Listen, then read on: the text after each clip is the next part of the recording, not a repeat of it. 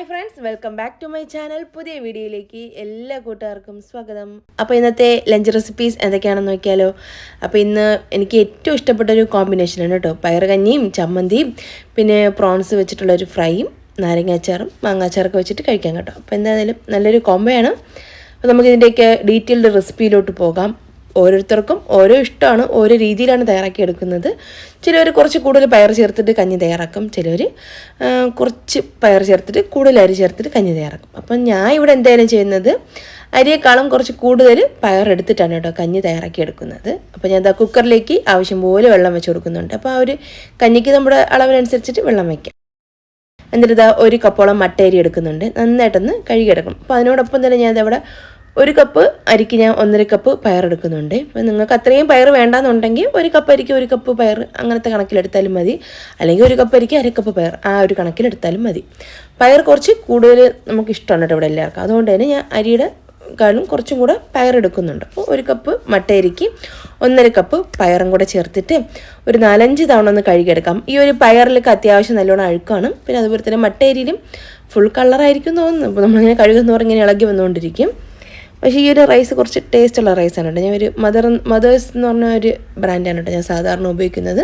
ഒരൊറ്റ വിസിൽ കൊടുത്താലും മതി. പ്രഷർ കുക്കറിലാണെന്നുണ്ടെങ്കിൽ പെട്ടെന്ന് റെഡിയായി കിട്ടിക്കോളും. അപ്പോൾ അത് നന്നായിട്ടൊരു 4-5 വെള്ളം ഒന്ന് കഴുകിയെടുക്കാം.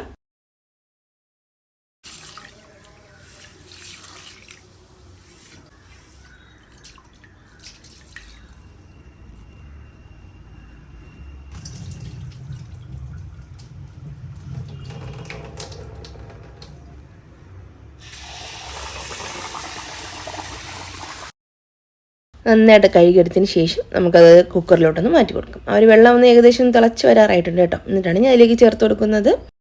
എന്നിട്ട് നമുക്ക് ഈ ഒരു കഞ്ഞിക്കൊക്കെ ആവശ്യത്തിനുള്ള ഉപ്പ് ചേർത്ത് കൊടുക്കാം. അപ്പോൾ ഞാൻ അവിടെ കല്ലുപ്പാണ് എടുക്കുന്നത്. അപ്പോൾ ഞാൻ അത് എത്രയും ഉപ്പ് ചേർത്ത് കൊടുക്കുന്നുണ്ട്. നിങ്ങളുടെ അളവിനനുസരിച്ചിട്ട് ഉപ്പിൻ്റെ അളവ് കൂട്ടുകയോ കുറയ്ക്കുകയൊക്കെ ചെയ്യാം. ചിലർക്കൊന്നും ഉപ്പൊന്നും ഒരുപാടൊന്നും പറ്റില്ലല്ലോ, അപ്പോൾ അതനുസരിച്ചിട്ട് ഇട്ടാൽ മതിയാകും. എന്നിട്ട് ഇത് ആ കുക്കറിൻ്റെ അടപ്പൊന്ന് അടച്ചിട്ട് ഒരൊറ്റ വിസിലിട്ട് അതുവരെ നമ്മൾ വെയിറ്റ് ചെയ്താൽ മതി. അടച്ചൊന്ന് വയ്ക്കാം, റെഡിയായി വരട്ടെ. ആ ഒരു ടൈം കൊണ്ട് നമുക്ക് ഉണക്ക മീനൊന്ന് ക്ലീൻ ചെയ്തിട്ടെടുക്കാം.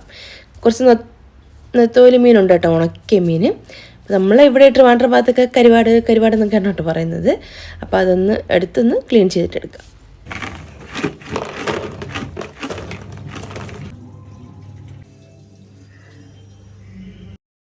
അപ്പോൾ ഞാൻ ചമ്മന്തിക്ക് ആവശ്യമുള്ള ഉണക്കമീൻ എടുത്തിട്ടുണ്ട്. അപ്പോൾ നന്നായിട്ട് എൻ്റെ തലയും വാലിക്കും ഒന്ന് കളഞ്ഞിട്ടെടുക്കാം. അധികം ഉപ്പൊന്നുമില്ല കേട്ടോ ഈ ഒരു മീനിന്. ഉപ്പിടാതെ കൂടുതൽ ഉപ്പ് ചേർക്കാതെ ഉണക്കിയെടുത്തിട്ടുള്ള മീനാണേ. അപ്പം അതിൻ്റെ ഇടയ്ക്ക് തന്നെ ആ കുക്കറിൽ പ്രഷറൊന്ന് വന്നിട്ടുണ്ട്. ഞാൻ ഫ്ലെയിം ഓഫ് ചെയ്ത് വെച്ചിട്ടുണ്ട്. ഇനി തന്നെ ആ ഒരു പ്രഷറിലിരുന്നൊന്ന് കുക്കായി വന്നോളൂ. നമ്മൾ ആ ഒരു പ്രഷർ തുറന്നൊന്നും വിടണ്ട, അങ്ങനെ ഇരിക്കട്ടെ. അപ്പോൾ ഞാൻ അതിനിടയ്ക്ക് ഈ ഒരു ഉണക്കമീനൊക്കെ ഒന്ന് ക്ലീൻ ചെയ്തെടുത്തിട്ടുണ്ട്. എന്നിട്ട് നമ്മൾ വെള്ളത്തിൽ ഒരുപാട് സമയം അങ്ങ് മുക്കി വെക്കാതെ പെട്ടെന്ന് ഒരു 4-5 തവണ നന്നായിട്ടൊന്ന് കഴുകിയെടുക്കാം. ചെറിയ മണ്ണ് അഴുക്കൊക്കെ എന്തായാലും കാണും, ഉണക്കമീനല്ലേ. ഇവിടേക്കാനിട്ട് ഉണക്കുന്നത് നമുക്ക് അറിഞ്ഞൂടല്ലോ. അപ്പോൾ അതുകൊണ്ട് തന്നെ നന്നായിട്ടൊരു 4-5 വെള്ളം ഒന്ന് പെട്ടെന്ന് കഴുകിയെടുക്കണം. എന്നിട്ട് വെള്ളമൊക്കെ കളഞ്ഞിട്ട് ഞാൻ എന്താ ഒരു നമുക്ക് ഏതെങ്കിലും വേണ്ടാത്ത പഴയ ചട്ടിവെല്ലാം എടുത്താൽ മതി കേട്ടോ. അല്ലാതെ പുതിയ പാനിലൊന്നും ഇട്ട് വറുത്തെടുക്കട്ടെ. അപ്പോൾ പഴയ ഏതെങ്കിലും പാനൊക്കെ ഇപ്പോൾ നോൺ സ്റ്റിക്കൊക്കെ ഇങ്ങനെ ഇളകിപ്പോയി കോട്ടിങ്ങൊക്കെ ഇളകിപ്പോയി പാനൊക്കെ കാണില്ലേ. അപ്പോൾ അതിലൊക്കെ ഇട്ടിട്ട് ഒരു മീഡിയം ടു ലോ ഫ്ലെയിമിൽ വെച്ചിട്ട് അതൊന്ന് വറുത്തെടുത്താൽ മതി. ചെറിയ തീയിലൊന്ന് വറുത്തെടുത്താൽ മതിയാകും. അതൊന്നിരുന്ന് ചൂടാവട്ടെ. ആ ഒരു ടൈം കൊണ്ട് കുറച്ച് തേങ്ങ ഒന്ന് ചിരിക്കെടുക്കാം, ഒരു ചമ്മന്തിക്കൊക്കെ വേണ്ടിയിട്ടാണേ. ഇടയ്ക്കിടയ്ക്കൊന്ന് ഇതുപോലെ ഒന്ന് ഇളക്കി കൊടുത്താൽ മതിയാകും. അപ്പോൾ എല്ലാം ഒരുപോലെ ഒന്ന് കുക്കായി വരണം കേട്ടോ. അതൊന്ന് വറുത്തെടുക്കാൻ വേണ്ടിയിട്ട് വെച്ചിട്ടുണ്ട്. അപ്പോൾ ഇതിനിടയ്ക്ക് ഞാൻ തേങ്ങയും കൂടെ ഒന്ന് ചിരകിയെടുക്കുന്നുണ്ട് കേട്ടോ. അപ്പോൾ നമുക്ക് ആ ഒരു ചമ്മന്തി പൊടിക്ക് വേണ്ടിയിട്ടാണേ. അപ്പോൾ അത് ആ ഒരു ഉണക്കമീനൊക്കെ ഒന്ന് ഏകദേശം ആയി വരുന്ന സമയത്ത് ഞാൻ അതിലേക്ക് ഒരു 4-5 വറ്റൽമുളകും കൂടെ ചേർത്ത് കൊടുക്കുന്നുണ്ട്. അതുപോലെ തന്നെ ഒരു 4-5 ചെറിയ ഉള്ളിയും കൂടെ ചേർത്തെടുക്കുന്നുണ്ട്. അപ്പോൾ അതാ ഒരു കുക്കറിൻ്റെ പ്രഷറൊക്കെ തന്നെ ഒന്ന് പോയിട്ടുണ്ട് കേട്ടോ. ഞാൻ അടപ്പൊന്ന് മാറ്റി നോക്കുന്നുണ്ട്. അപ്പോൾ എല്ലാം ഇതാ പാകമായിട്ട് കുക്കായി വന്നിട്ടുണ്ട്. പയറൊന്നും ഉടഞ്ഞു പോയിട്ടില്ല, കറക്റ്റായിട്ട് വേവായിട്ടുണ്ട്. അതുപോലെ തന്നെ അരിയും കറക്റ്റായിട്ട് തന്നെ വേവായിട്ടുണ്ട്. എന്നിട്ട് എല്ലാം കൂടെ ഒന്ന് ഇളക്കി വെച്ചിപ്പിക്കാൻ നമുക്കിതിലേക്ക് ഉപ്പൊക്കെ പാകമാണോ നോക്കാം കേട്ടോ. കുറവാണെങ്കിൽ ചേർത്ത് കൊടുക്കാം. പിന്നെ ഇതാ ഒരു ഉണക്കമീനൊക്കെ ഒന്ന് വറുത്തതായി ഒരു പാകം വരെ എത്തിയിട്ടുണ്ട്. നന്നായിട്ട് നമ്മൾ ഡ്രൈ റോസ്റ്റ് ചെയ്യില്ല, അതുപോലെ തന്നെ ഒന്ന് വറുത്ത് തന്നെ എടുക്കണം കേട്ടോ. എന്നിട്ട് ഇതാ അതിൻ്റെ അടിയിലൊക്കെ ഇങ്ങനെ കുറച്ച് എന്തെങ്കിലും ഇതുപോലെയൊക്കെ കരിഞ്ഞ ഭാഗമൊക്കെ കാണും. അതൊന്നും എടുക്കണ്ട. ഒരു ഉണക്കമീൻ മാത്രം നമുക്ക് അതിൽ നിന്ന് എടുക്കാം. പിന്നെ ഇതിലേക്ക് നമുക്ക് ആവശ്യത്തിനുള്ള ഉപ്പും കൂടെ ചേർത്തെടുക്കാം. ജീരകം ഇഷ്ടമുണ്ടെങ്കിൽ ചേർക്കാം കേട്ടോ. ജീരകം ചേർത്ത് കഴിഞ്ഞാൽ നമുക്കത് ഫ്രിഡ്ജിൽ വെച്ചിട്ട് നമുക്ക് എടുക്കാനായിട്ട് പറ്റില്ല. അടുത്ത ദിവസം എടുക്കുന്ന സമയത്ത് ഒരു കയ്പ്പ് ടേസ്റ്റ് വരാനുള്ള ചാൻസ് ഉണ്ട്. അപ്പം ജീരകം ചേർക്കാതെ നമ്മൾ തയ്യാറാക്കി വയ്ക്കുകയാണെങ്കിൽ 2-3 ദിവസം നമുക്ക് അടുപ്പിച്ച് ഉപയോഗിക്കാനായിട്ട് പറ്റും. അപ്പോൾ ഞാൻ എന്തായാലും കുറച്ച് കൂടുതലുള്ളതുകൊണ്ട് തന്നെ ജീരകം ചേർക്കുന്നില്ല.